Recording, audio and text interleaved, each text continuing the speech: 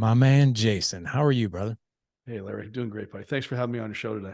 Oh, you bet. Anytime we can talk about how we can help our kids through mental health and optimizing mental health, and I mean, I'm all for it. But first of all, I want to start out with some lighthearted questions here, just to have a little fun. You ready? We want to do that?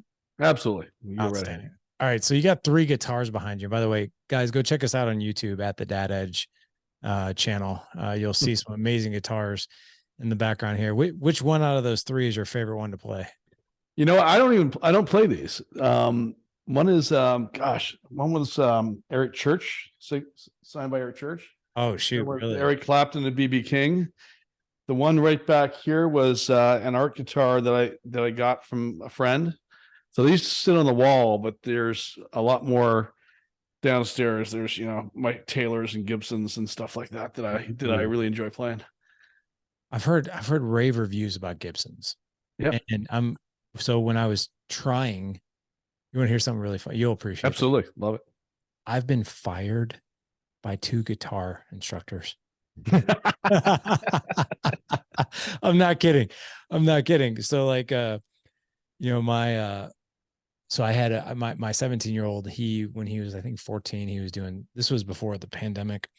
I was taking him up to this music store and he was getting saxophone lessons, and on the way there, he was like, "Dad," he's like, "Have you ever wanted to play an instrument?" I'm like, "Dude, I have always wanted to play guitar."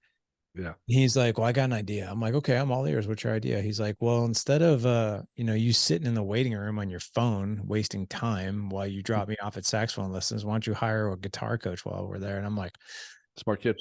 "Yeah, challenge accepted. All right." So I did that for a few months, and literally the guitar instructor was like, he literally sat me down and was like, "Brother, I'm just gonna be real with you. I don't think this is your thing." And like, cause I just could not get it, man. I was like, "Oh, all right, all right."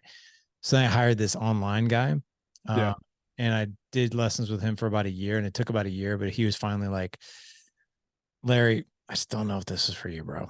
Like, cause I don't know what it is, man. Like I could not get my left hand to cooperate. But it takes a monster. Like maybe does it come easy to you?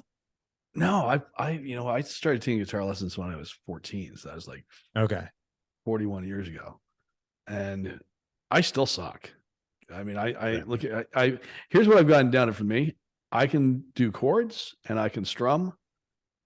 And I don't even want to tell you how much money on singing lessons. So I don't like annoy my wife too much.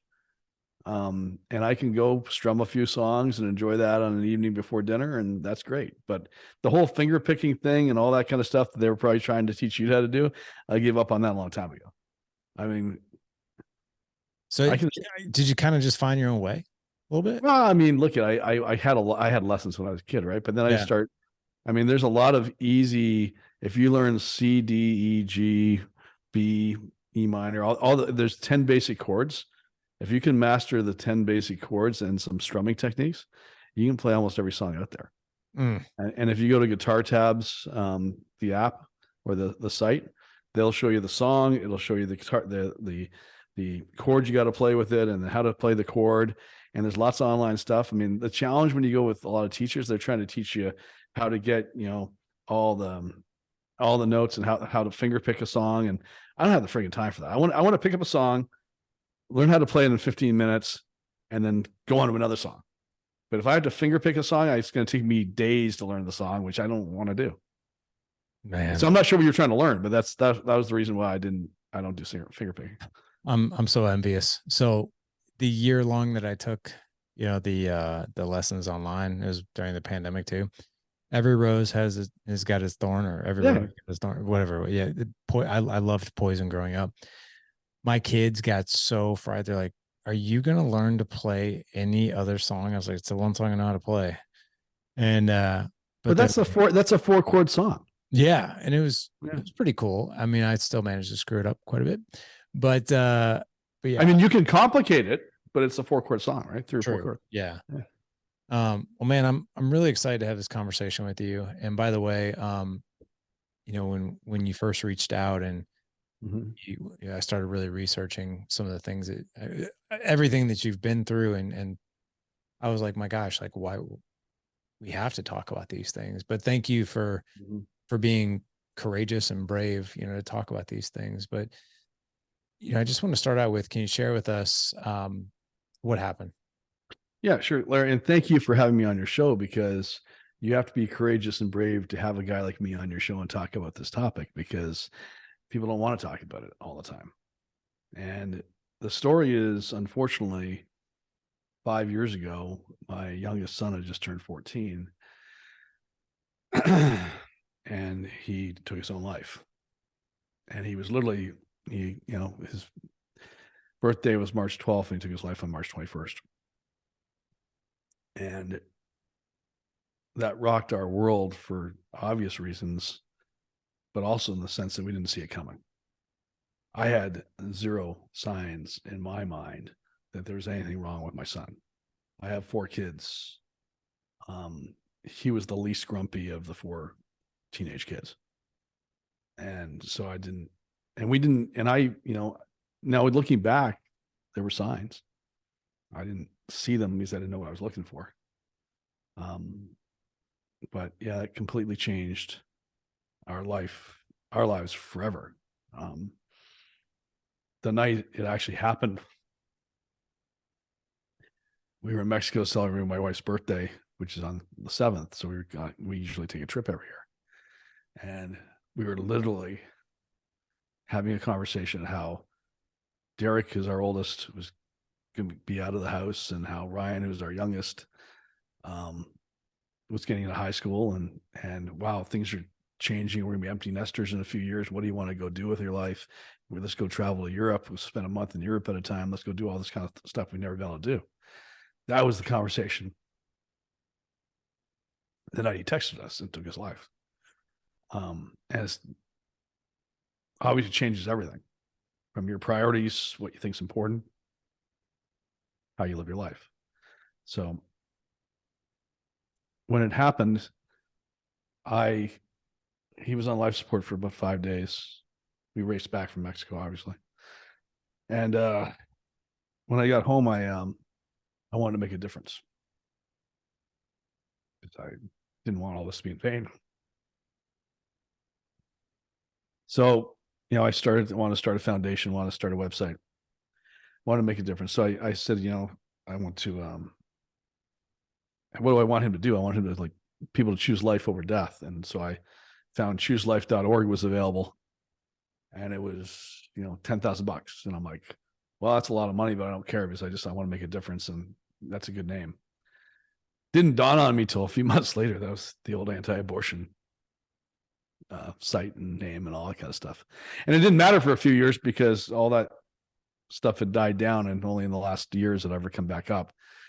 So I've shifted away from Choose Life to tell my story, for obvious reasons, primarily not wanting to get into a fight at an airport. If that makes sense to you. So I did a couple of TEDx talks right out of the gate.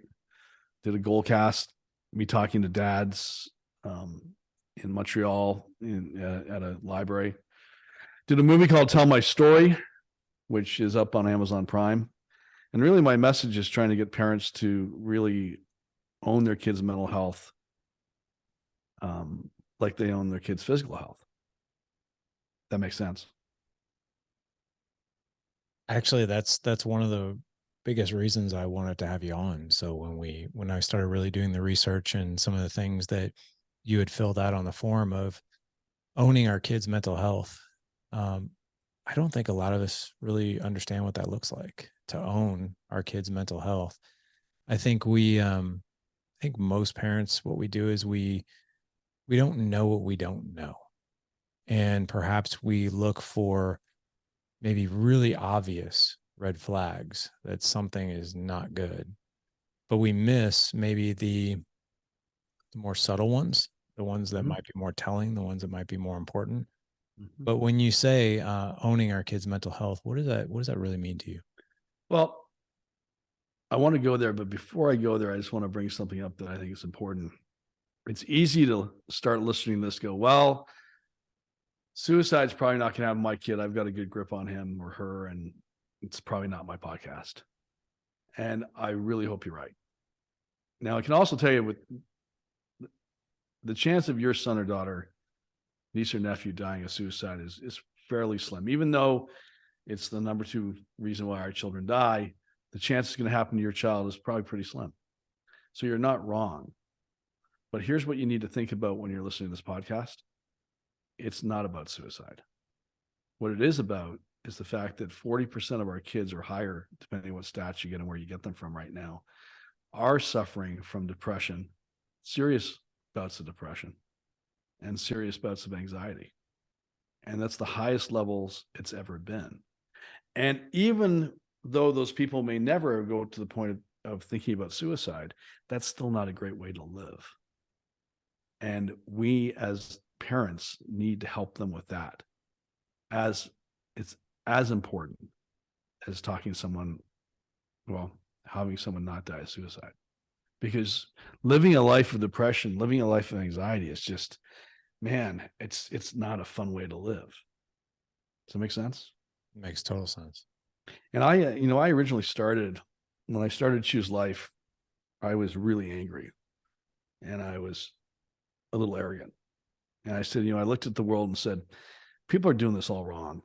We're trying to raise awareness for suicide and we should be ending suicide. And I said, I'm a business guy. I own a bunch of companies. I coach CEOs. I do all that kind of jazz. And I said, you know what? I'm gonna own this, and we're gonna end teen suicide by the year 2030 because everybody's doing it wrong. And I soon realized that I was really wrong. There's a lot of great people in this space who are trying to make a huge difference. There's just not enough of them. And that's the real problem. There's not great people, there's not enough of them.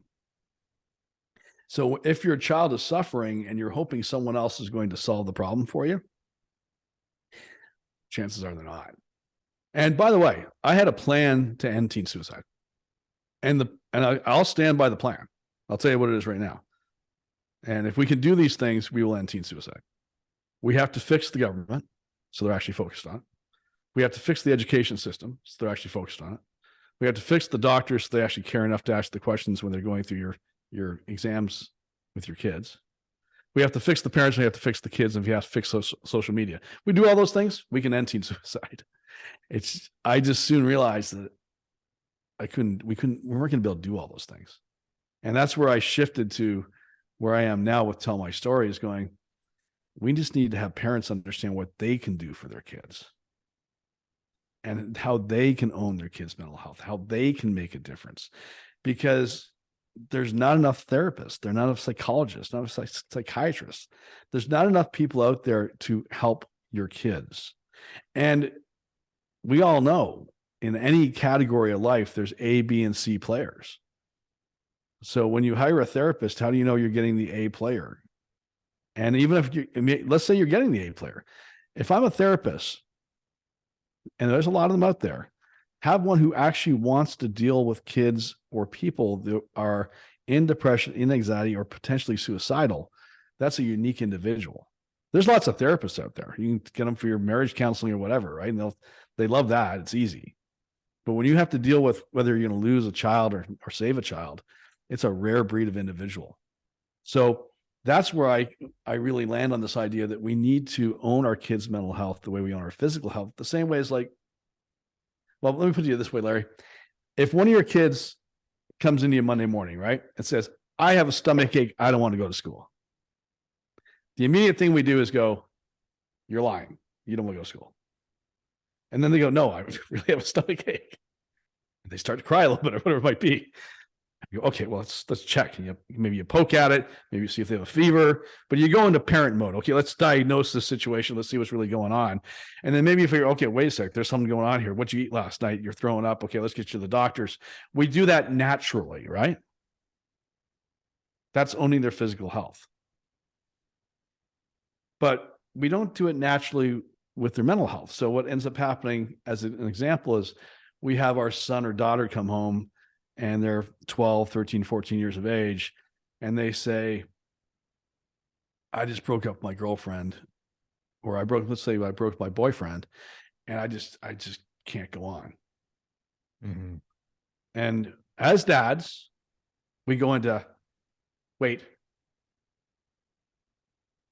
my kid's hurting. I have to put an end to this. So we go, oh no, don't be like that. There's so many other guys out there. If he doesn't see how amazing you are, don't over dramatize this whole thing. He's just an idiot. You're going to be fine. We go into that mode, right? And not because we're trying to be jerks, because we're trying to protect our kids. But that doesn't help someone who is truly depressed or truly upset. Maybe it helps some kids, but not the ones who are truly upset. Does that make sense?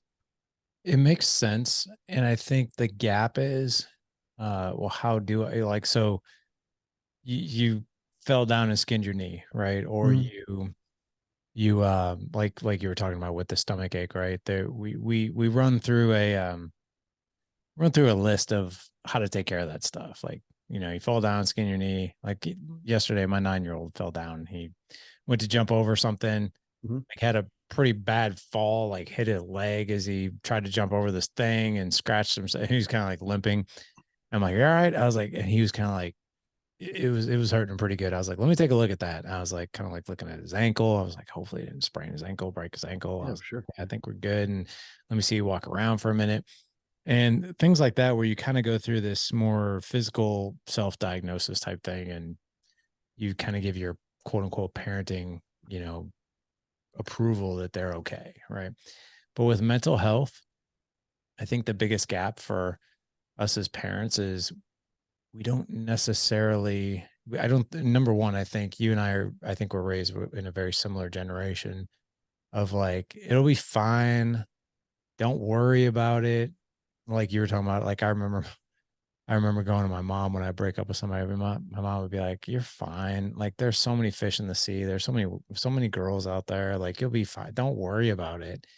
And it's kind of like you just put these what you think are band-aids that are going to make it better, but you don't really know. You don't know what you don't know. And I think that's one of the biggest missing ingredients is we don't know. And the other thing too, and I don't want to jump ahead, but I know some of what happened with your experience was that your son had phone Uh-huh. and he had been looking at certain things and searching for certain things. I'll let you get to that.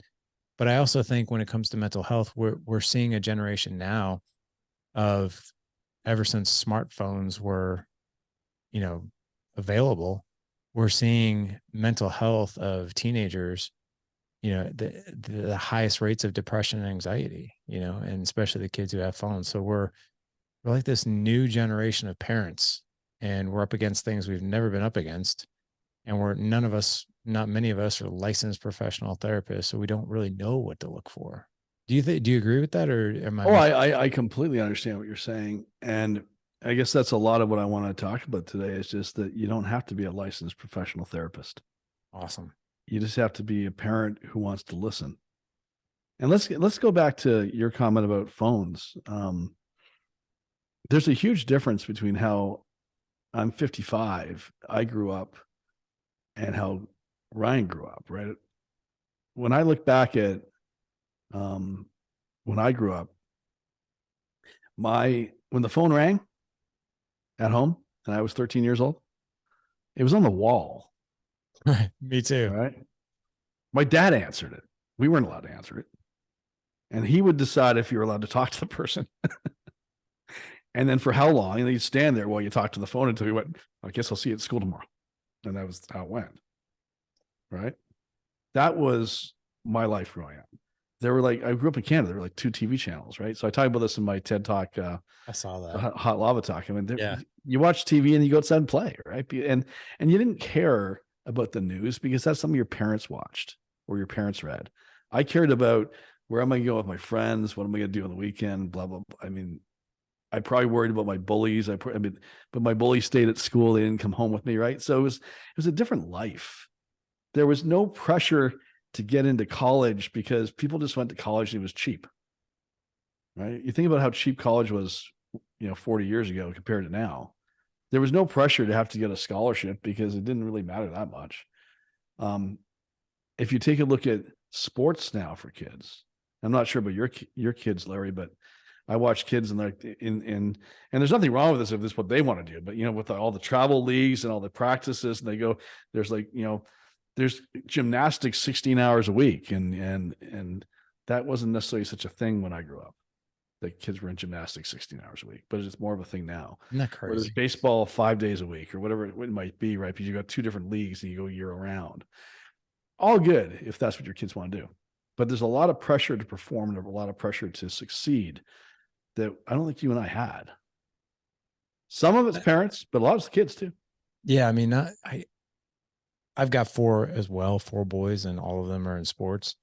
And I just remember growing up, I played baseball a lot and stuff like that.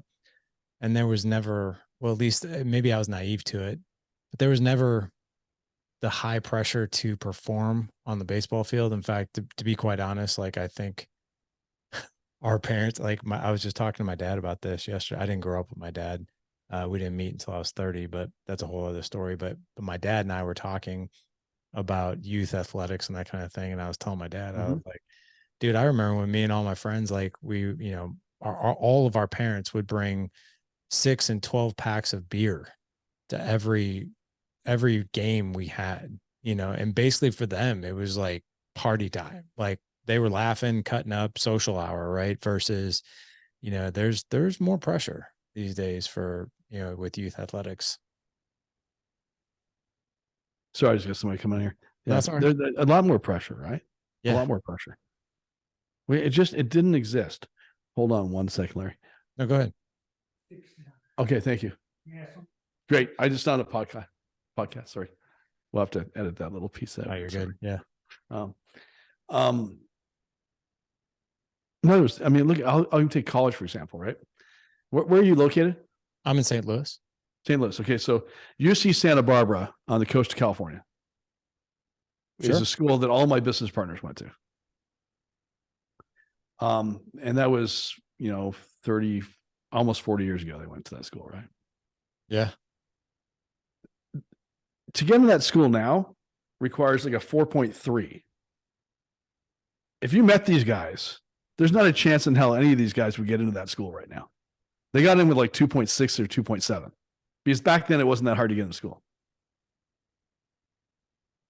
When you take a look at what kids do at college now versus college before, it's totally different. Very true. So the pressure, I guess my point about this, the pressure that kids are on today is so different than it was. Yeah. Well, I mean, not even so academically, sports related, socially. And the other thing too is, with the phones, is that if your kid is on social media, so like my kids don't have social media yet. They want to be on Snapchat. I'm like, no, you're not getting on Snapchat. But there's this constant window to the world of absolute comparison everywhere. So the one thing I realized when I interviewed as many kids as I have and talked to as many kids as I have, Instagram, Snapchat, TikTok, it's all really, really terrible for all of them. It's terrible for us, right? Because you're constantly comparing everybody else's life to your life. And it's bad enough with so many adults that do it. And then the kids, their minds aren't operating the same way. And they just see everybody else's life being better. I mean, it's not a good way to live.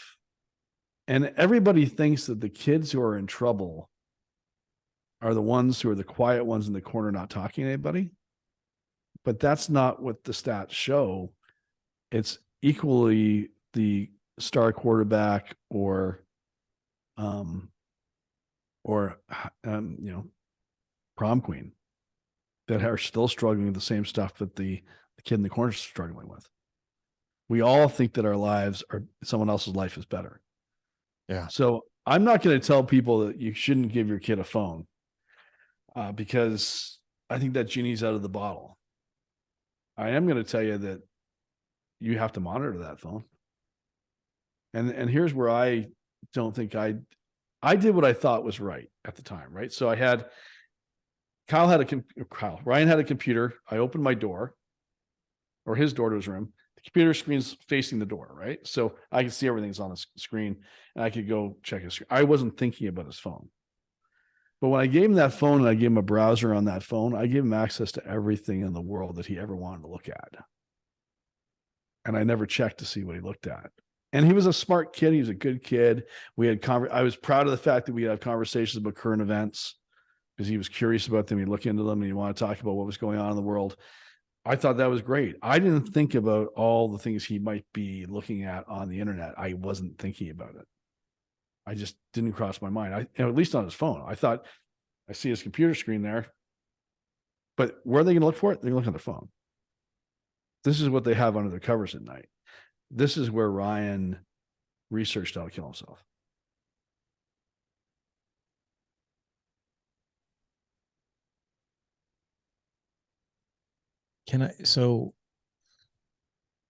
I apologize, man. I'm usually I'm not at a loss for words, but like my heart, man, is just aching for you.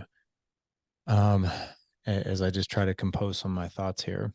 The question, so you mentioned that out of all the teenagers that you had, he was the least crabby. You mentioned like he was probably looking back.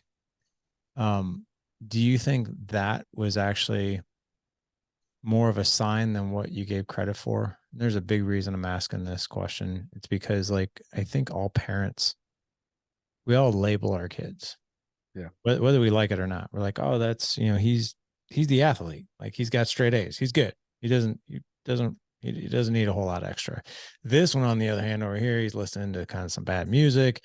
Grades aren't so good. So I obviously need to give him way more attention because he's more at risk. But we probably don't do that very well. In fact, it might be the quiet one with good grades that we think is okay that's not okay, and we might be missing. There's plenty of star athletes who have depression. Yeah, you can just look at the NFL, NHL, whatever sports you want to look at, and you'll find the athletes, Michael Phelps, who struggle with depression. Depression has nothing to do with whether you're a star athlete or a star student. Right? It really doesn't. And that's what we mess up. And when I look at Ryan, I look back on my life, it's the subtle changes that I missed. Like Ryan became more introverted. Ryan became more grumpy. Ryan spent more time in his room. I thought, well, he's becoming 14. He's becoming that kid. He doesn't want to go out as much. I missed those signs, right? It's not like he'd always been that way. He became that way. And those are signs to look for. It's like, has your child changed their behavior? And we easily put this off on, well, they're teenagers and they're now going through hormones and they're more grumpy. And maybe they are, and maybe they're not. And that's where this gets tricky. And I want to give everybody a few things to think about in terms of how to deal with that and how to be able to decipher better and have, because what you really want is your kids to be able to feel like they can come talk to you about anything. Yeah. And I want to share a couple of things for people that I didn't know, that I've learned, and I've tried to put it into words and phrases and things that help people who have never been depressed. Because I can honestly tell you, I've never dealt with depression. Sad, sure. Sad for half a day, absolutely, especially all the Ryan stuff. But depression is different. When you're stuck for days and days and days and you can't feel any better, nothing feels good. It's different. A lot of us have never felt that way. Anxiety. My idea of anxiety is, am I going to miss my flight? Right? Where's my upgrade not going to come through? I mean, that's my idea of anxiety, right? But that's not real anxiety. So I want to give you something for dads like me, maybe you that have never dealt with this. Like, how do you, when you have someone who you go, okay, there's something not right. They're not themselves. I live in Southern California. If I look outside, blue skies, right? Most of the part. If I was looking outside of blue skies right now, not a cloud in the sky, and I had somebody there who's depressed, they're only going to see clouds. And there's nothing I can say, Larry, that's going to change their mind and convince them there's no clouds in the sky. In fact, the minute I say, Larry, there's no clouds in the sky, what's wrong, buddy? Look, show me the cloud. There's no clouds. They're like, okay. And the minute I start trying to tell them there's no clouds, they're going to shut down and they're not going to talk to me. Make sense? Because they don't want to be fixed. Yeah, they don't. Well, that they probably also don't want to be labeled as that, because would they also make? Do you think that people also associate that with, I'm just broken? Yeah, they probably do, and they're saying you don't see my life, and you're just another person who I can't talk to. The only thing you can do to someone who only sees clouds, who's upset and sad, is to talk to them about their clouds. You need to ask them, tell me what your clouds look like. Why are they there? How do they make you feel? Do they come and go? Are they always there? Tell me how all of it makes you feel, and I'm going to listen to you. And that's hard, right? Because as a parent, you're going to listen to something that makes no sense at all, right? They're going to tell you, I don't want to live because my boyfriend broke up with me and I see no reason to live. Or I'm just super sad. I've been crying for 5 days straight. And you're going to go, that makes no freaking logical sense to me at all. Why are you doing that? But you're trying to apply logic to a logical situation, and it doesn't work. Their minds only see what they see. You're not going to convince them that those thoughts aren't real. But we all try to convince them those thoughts aren't real. Here's the danger in trying to convince them that their thoughts and feelings are not real. They will stop talking to you. You have to, with every ounce of fiber in your body, go, I'm not gonna do it. I'm not gonna tell them they're wrong. I'm not gonna tell them that doesn't make any sense. I'm not gonna tell them how I have to think. I'm just gonna get them to talk to me. And here's why you have to do it. Because you're not going to change their minds, because their minds are wired that way, that they're thinking that way. And logic's not going to work. And the only way they'll get out of this kind of pattern they're in is by talking about it and by sharing it. I want you to imagine a pressure cooker, right? Old style pressure cooker. It's the pressure's building. There's only one way to release the pressure on a pressure cooker. You dial that little switch and the steam comes out, right? And if you don't do it, eventually that pressure cooker is going to pop. But if you dial a little switch and the steam comes out, you're fine. That's what this is all about with kids or anybody. This is your anybody who's depressed, anybody who's anxious. If you get them to talk about it, the pressure drops and drops and drops and drops. They feel better. If you think about what does a therapist do, and this is where I tell people, you can be your child's therapist. You can be anyone's therapist. And not to say therapists don't have special skills, because a lot of them do. But you can do the base level stuff here. Get people to talk about how they feel. Let them know that they can trust you. Make sure they know that they can share stuff with you, and you're not going to try to fix them. You're not going to tell them they're wrong. You're just going to listen and tell them that you love them. And then you know what happens? They come back to you again because you feel safe. And it doesn't have to make any sense to you. You just have to know that if you do it and they talk to you, they feel better. Am I making any sense? 100%. So we teach a skill in our mastermind called How to Create Environmental Psychological Safety, where people feel good, your kids, wife, whoever, talking to you, and it's the absence of blame, shame, pain, and guilt. Exactly. And, I think a lot of men out there, me included, were like, well, is it really that simple? Like, shouldn't it be more complicated? And the answer to that, quite frankly, could be no, right? It could be just listening. And another quote that we use all the time in the group is how people are operating. It makes total sense to them. How they see the world makes total sense to them at the time. It may not be how you see the world, but it's how they see the world. And another quote that we say all the time is, through talking comes clarity. So how many times, just not necessarily even like our own kids, right, talking to us, but how many times just by talking out loud that we actually have more clarity because we have talked through something out loud with someone else that we trust or that cares for us. And I always thought it was funny. I never really understood it until before doing this work and before getting certified in coaching, is that you'd walk away from a conversation and somebody would tell you like, oh my gosh, this was so helpful. Thank you so much. And you're just like, what do you mean this was helpful? I didn't do a thing. Like I didn't, like all I did was listen to you talk. And Mhm. you feel like I didn't, and you always say, well, I didn't help you.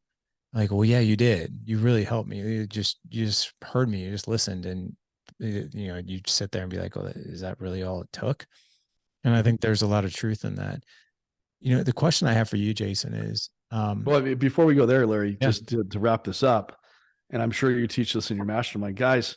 How many times does your wife tell you, "I don't want you to fix my problems. I just want you to listen to my problems"? every day. And what do we do? Oh no, let me tell you what you do. Let me Yeah. fix this for you. Let me fix this right now. Right? Take care of it. That's I'm telling you right now, and it's hard. I'm not saying I'm great at it, but if we can stop that and only say, "Hey, I will give you feedback if you want it. If you don't want it, I'm good." But only give feedback when people want the feedback. That is 70% of the challenge in marriages It's and hard. raising kids. And it's hard, man, because I'm a guy. Look at what I do for a living. I coach CEOs, I own businesses. No one calls me up with, "Hey, Jay, I got this great thing going on." It's like, "Jay, I have a problem." I'm like, "Great. Here's what you need to do." All day long. That's all I do from 5 in the morning till 7 o'clock at night. "Jay, I have a problem." "I know you do. Let's talk about it." Yeah. And by the way, they're not calling me up with, "Please let me just get this off my chest," Right. because I don't work that way business wise. I'm like, "Tell me what you need to do. Tell me what your plan is. I'll tell you if it's good or not." Okay, let's move on. Yeah. It's so funny you say that because most business leaders and me included, nobody knocks on my door who works for me to tell me what a great job I'm doing. They come to me No, with problems, right? They come to me because, hey, we need some solutions here. So you kind of like are in this mindset of you need to solve, solve, solve all day long. And then when you become a father or a parent, it's very rarely does it have to be about solving. It's about listening. Um, where do the question I have for you is, I think a lot of us we're well intentioned. You ask any guy, especially oh guys who yeah, listen to this podcast, hey, do you care about your kids? Oh my God, absolutely, absolutely. 100%. Would you do anything for them? Absolutely, I do. I would Without a do doubt. anything for them. If they needed to talk to you at 2 a.m., would you get up? Of course I would. Like, there's no question. But Yep. but I think that we're not dealing with a lack of intention or desire or anything like that. I think what a lot of us are dealing with is, what if my kid comes and talks to me about something and I have no idea how to respond, or how to, or what if I make it worse? Like, I think that's a real fear for guys too. Like, what if I actually make this worse for them? What are your thoughts on that? So I think you have to dive into the deep end of the pool and tread some water and have the conversations. And if you feel like you're way in over your head and this is not feeling right, then you need to reach out for some help. And Do you that think might be a therapist, a psychologist, a psychiatrist to help with your kids. If you're going, "This is way, I can't do this, I don't get it," then you reach out and get some help. But understand what I'm saying. The more they talk about it, it's not going to make any sense to you guys. It's not going to make any sense. We're not wired this way, right? For those of us who've never dealt with depression, anxiety, we don't get it. We're like, "I just gave you the clarity that there's no clouds in the sky. What's the problem?" It doesn't change them. So, and I will tell you this, I think everyone in this space will tell you, you're not going to make it worse by listening. Mm, In fact, you're only going to make it better by listening. yeah, The more you listen, the more you ask questions, go deeper, the better they feel. You're not going to hurt anyone by listening. So don't be afraid to listen. You give someone the wrong advice, I don't know, but you're not going to hurt anybody by listening. I think that's so true. Or by validating, just Validating, yeah, validating listening, their validating. emotion. I understand. I get it. You feel Yeah. that way. And I think it's really important that when you're validating, you link it to an emotion and be like, oh yeah, that's overwhelming, man. Like, who wouldn't be overwhelmed? Tell me more about that. It's one of my most favorite responses. And I do that when I have no clue what to say. But I also have to remind myself that I probably don't need to say anything. I actually need to listen more. So if I can invite, them to talk to me more, it actually becomes easier for me and them. Um, with listening more, and you mentioned in there, like when we're listening and we start to detect maybe there's some breadcrumbs of, okay, I think my kid might need some extra help here. Do you think it's also equally important that we get the extra help too as parents? Because I don't want to, there's a part of me that I don't necessarily want my son or daughter, in my case, obviously sons, but my son or daughter to go through counseling and then they're getting their therapy, but as maybe they come to me with other things, like I have no guidance or or I don't have a map myself to help them through guided conversations. Like I think we as parents, we probably need that help just as much as they do, especially if we're trying to help them. Mhm. Right. It's like you don't hire a lifeguard at a pool who's never taken CPR. Not that we have to like be certified in something, but at least like, hey, here's how you resuscitate if you need it, or here's how you at least pace the pool to make sure, and here are the warning signs to look for if somebody's drowning. So we don't do that, but I think I don't know. I think Well, parents I do mean, need some help. yeah, I mean, absolutely, right? So if you go, I mean, my website, tellmystory.org, has a bunch of stuff on there for parents to learn. Like, you got to educate yourself. Mental health first aid is a great option if you have the time to go through a course. Only Mental parents health like first aid. mental health first aid. If you Google mental health first aid, they got programs all around the country where you can be Really? certified in how to deal with mental health issues. I had no Um, idea. yeah, and then Only Parents Like Me is a program where they have support groups for parents who have challenges, kids with challenges, where you can get in a forum group, talk about what your kids are doing. It's all moderated by someone who's been trained in how to moderate those groups. There's a lot of resources online if you want to dive in that deep and go do it. There really is, and you should. Now, does that mean you should not say anything till you're certified? No, you should get them to. You should do exactly what I'm talking about now: is get them to talk. That's the most important part. Get that pressure cooker to release the pressure. And it's probably important to talk about some of the ways you should do that and shouldn't do it. Yeah, please, please, please. Um, Let me share with you the one way you should not do it. Okay. Don't barge into their room and tell them you need to talk to them. Okay. And I know that I say that because we all inherently know that, but we all inherently do it, Yeah, very true. right? We get home from work. I just dealt with all my issues. Now I got to deal with you. You're in your room. All right, we need to talk. I get it. You own the house. You paid for it. But that's the only little space they have in the world where they can be somewhat comfortable. So let them have that space. Don't barge in. Kids are only going to talk to you when they want to talk to you. You've got to find that time when they will talk to you. And gosh, it's inconvenient. Being a parent is inconvenient because they will talk to you only when they want to talk to you. So, but when it's like, it might be going for a walk in the park, it might be making dinner, it might be on the way to the ball game, it might be on the drive home from school. There's a time when they open up to you. That you might be sitting in your office and they just want to talk. You need to be prepared if you're worried about someone to go a little deeper at that moment in time. Like my wife and I was talking about our kids. Like my oldest, he's 26 and he's great. He's one of my top sales guys at one of my companies. He's awesome. Him and I talk all the time, but he only talks to my wife when he's ready to talk to my wife. And it's usually about more emotional issues. And she's got to be ready, prepared to drop everything because it might only be once every 6 weeks. Right. So when she knows when he's ready to talk, she just drops everything and I'm going to talk to you now.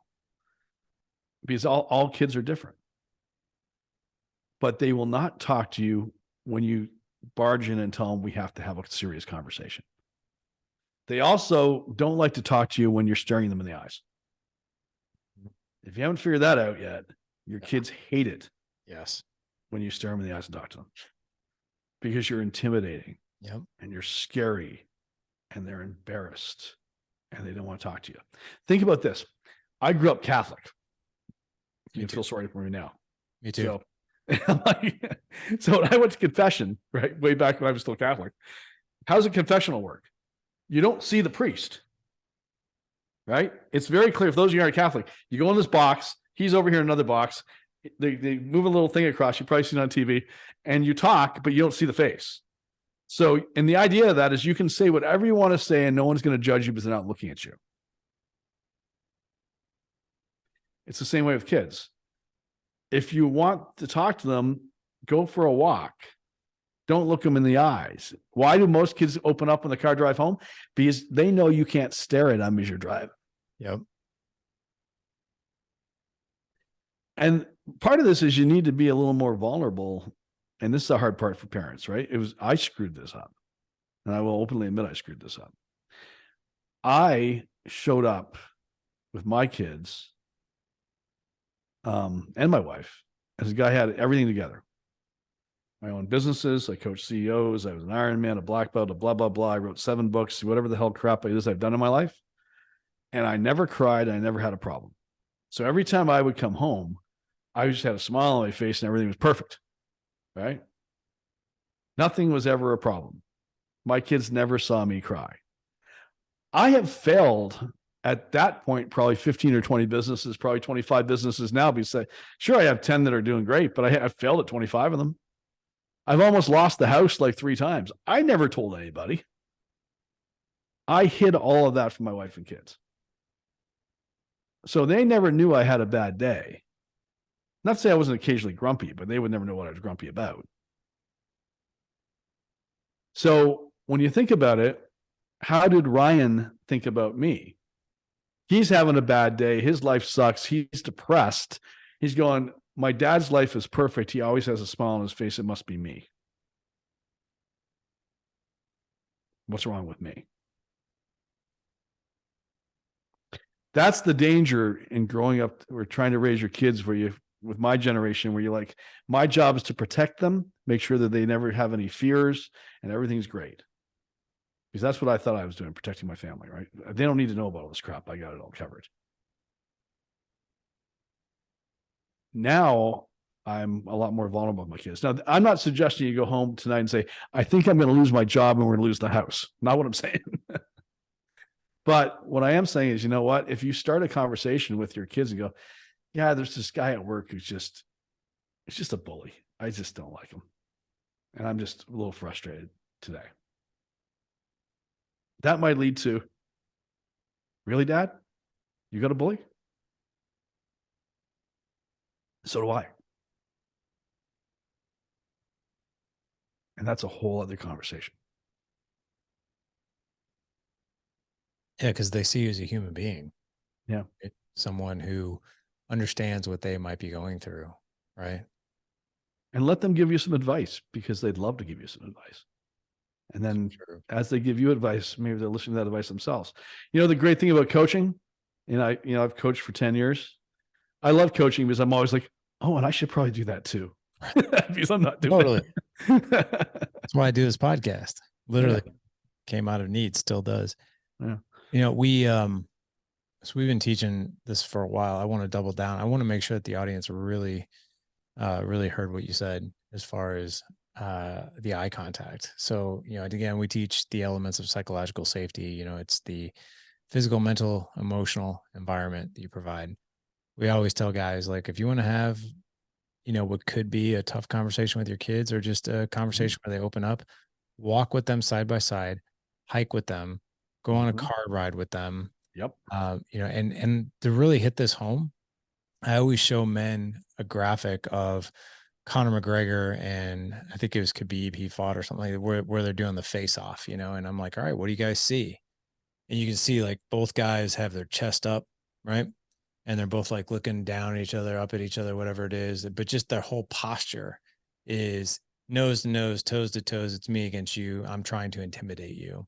Absolutely. And what really hits home is that, you know, your kid feels that way about you, right? In a way, even if you're trying not to be that. But then we show him a picture of, you know, the football players, like the team captain and the 4 other guys that he walks out on the coin toss with, and they're side by side, they're shoulder to shoulder. They're about ready to go to war, to battle together. And we ask the guys, what does that environment feel like to you? And it's amazing. Like, well, it feels like team. Feels like I'm protected. Feels like I'm going to war, but I'm with people, so I feel safe, right? And I think that's really important for men to really realize. Whenever I want to have a conversation with my kids, or like, hey, you know, maybe there's something they want to open up to me about or whatever, we drive up to Sonic and get one of their favorite sodas, or we go go on a drive for an ice cream. And it's just a wonderful way to open up. The other thing too is do an activity with them. Mhm. Like I had a conversation with my 17-year-old last night, and I knocked on his door, and he was playing his Oculus, and he was playing Creed, where you could I be. love that game. Oh, it's so cool. I didn't know it until last night. Yeah. And I wanted to talk to him, and he goes, "Hey, do you want to play Creed?" And I'm like, "Yeah." And it was amazing because it was the activity that we did together, where we're playing this game together. It really broke the ice, and it broke down, I think, barriers, and we were able to have like this really cool conversation afterwards. But doing an activity, I think, is also helpful. What are your thoughts on that? I mean, look, I think that I love doing activities, doing whatever they want to go do. And that's hard sometimes because I was never a video game guy, but I'd sit and play Yeah. video games with the kids and try to talk to them playing video games. The thing, funny you bring up Creed. My youngest, he's 21 now. He's a YouTube kid. So he wanted to do a boxing match. Like a real one? Oh yeah, him against me. So we train. So we put I'll send you a link. You put it in the show notes, but there's a documentary that he put together. It's 45 minutes long about him boxing me and all the training. He's a scrawny little kid, right? Who trained to box me. I trained playing Creed because No I didn't think way. I didn't think anything was going to happen. He got boxing lessons for 3 months. Oh my And God. this scrawny little kid kicked my butt because I didn't take it seriously. It's a great hero's journey thing, right? But I'm like, yeah, it's an activity. Like, so I bonded more with my son putting together this funny video about us boxing together and supporting him than anything else in the last bunch of years. That But is you do the stuff you don't necessarily want to do because you got to connect. I mean, look, we have another thing that just came out, and we'll put in the show notes, is on BMG Music. It's called Songs for the Drive Home. You can find it out on it's on Spotify and other streaming services, on YouTube. And it's 10 songs that we put together with BMG that are all songs about mental health. Side A is for younger kids, side B is for older kids. And it is songs you put in the car driving home that are all talking about mental health. They're fun songs you'll listen to. I listen to those again, and hopefully they spark conversation with your kids. It's all about how do you spark a conversation? Let's get the conversation started, and that's where everything's fine. It's that pressure cooker concept. If I can get that through everybody thinking about how do I release the pressure? Because kids are under so much pressure than we were when we grew up. Got to release the pressure. that is so true. So let's really tie this in a bow as far as how we can help men just have these better connections and better conversations. Yeah. First of all, I want to ask if you don't mind, Yeah. because I want to be careful with this, but were there things with Ryan, correct? Yes. Were there things with Ryan that when you saw them, you're like, oh, and I know you alluded to a few of them. Oh, he's just being a teenager. He's being that, or it's fine. It's just is who he is. And then after the fact, you realize that it might have been a breadcrumb of things that were there rumbling under the surface, or to use your term, the pressure cooker. But maybe we just identified it as, well, he's just a teenager. Mm-hmm. So he was more withdrawn, getting grumpier, wasn't paying as much attention to showering and brushing his teeth as he used to. He didn't want to go out as much, didn't want to hang out with his friends as much. It was all little things that we all associate with going through hormonal changes as a kid. He also purposely hid it from us. Like he hid that behavior? Yeah. So in his note letters to us, he said, look, I put on a smiley face every day when I walked inside my room. He knew he was hurting. He didn't know what to do about it. And that's the scary part, and why you have to get your kids to talk, is because had I been able to get him to talk, I could have got this out of him. But because I didn't know I needed to get him to talk, that's where we ended up. And even if you don't end up where I ended up with Ryan, There's kids out there right now that you think are perfectly fine, but because you haven't pushed hard enough on the conversation, you don't realize they are kind of sad, more sad than they should be. That makes a lot of sense. And I mean, I could see how anybody would, it's like, oh, they're being a teenager, like, they might not want to shower. It's like, or they're being grumpy. They probably have a lot of hormones going on, right? And for guys with daughters, like, oh, it's probably like Oh, the woman thing, right? man, my daughter was so much tougher than my sons. I always joke with people, what's hard about my daughter is that my sons, I've never hit any of them out of anger, but they're still not sure I won't. My daughter knows I won't.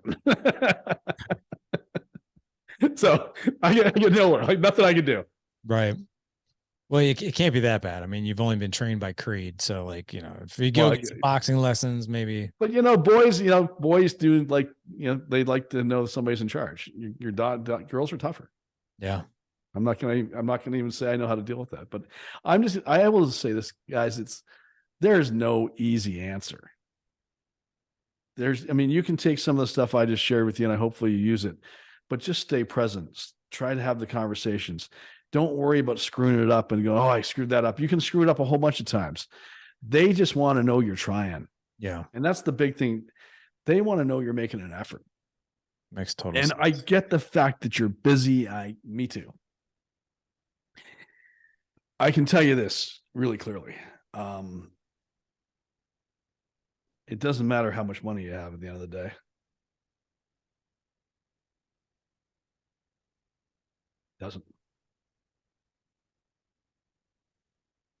Doesn't matter how successful you are business wise. None of that matters. So set your priorities the right way. What do you think is the most important thing? Family, kids, connection, relationships. Being able to talk and feel the freedom to talk, that I can tell my mom or dad the things that are going on for me. Yep. Being able to, I guess, be that pressure release when needed. Yeah. What is, so I know you have this organization, the Tell My Story. And I know for you, this is so important that you help as many parents and kids as possible. And I know one of the things you said, that you want to stop teen suicide by 2030. Well, that was my original arrogant goal. Now I just want to make sure as many parents as possible will own their kids' mental health. And we're doing that through tellmystory.org, through the movie What I Wish My Parents Knew, which is the new program we're putting into schools. I would love your help getting this in as many schools as we can in the fall. Yeah. It's a 45-minute program of me interviewing kids talking about their mental health, followed by 45 minutes of a mental health professional coming into school and talking about it. So it's a school program for parents. And it's we get rave reviews. We started it here a couple of months ago. It's going to push through churches, businesses, and definitely more schools in the fall. That's awesome, man. And you get, tellmystory.org has all that information on it. Okay. Yeah. And then I know you're on Amazon Prime as well. Tell My Story is on Amazon Prime. Awesome. That's the original movie I did. There's 2 movies now. We're working on more movies through Mental Wellness Media, which is my organization where we make our videos through and our content. I'm just trying to make as much content and deliver as much as I can to the world so parents can make a difference with their kids. I love what you're doing in the world, man. Thank you for fighting this fight. And thank you for helping us. It truly means a lot. We're going to have all the links for the men to connect with you, and everything you're doing to give us tools, to give us resources and support. Is there anything else that maybe we should know about as far as like other things that are coming within the next maybe 12 months to 24 months? It's for us, it's really about, I hope the music helps people connect, and getting this movie into schools to get more parents to really understand what's going on. And just please don't think that you have to be trained to love your kids, and you don't have to be trained to listen. You just have to listen. Right. You just have to be I think I'll forever remember, the pressure release, just being able to let some steam out every now and again, just by listening. And it's not going to make any sense to you. It doesn't have to. Yeah. Well, I love what you're doing. And by the way, for all of you guys in the audience, go talk to your kids' school about stuff like this. Let's get more mental health support in these schools, and we can start here. We'll have all the links in the show notes for Jason and for everything he's doing. All you have to do is head on over to thedadedge.com/427 for this show. Again, thedadedge.com/427. Jason, thank you so much for leading the charge. Thank you for giving us the tools and resources that we so desperately need as parents, and the help. So thank you for coming on today and sharing your message and sharing your story. Thank you, Larry. It was an honor being here. Appreciate you. You bet, brother. Gentlemen, again, head on over to thedadedge.com/427. Let's go support this man. Let's go support his mission, support our kids in our schools. Love you guys. And thank you again for listening today. Go out and live legendary. Take care.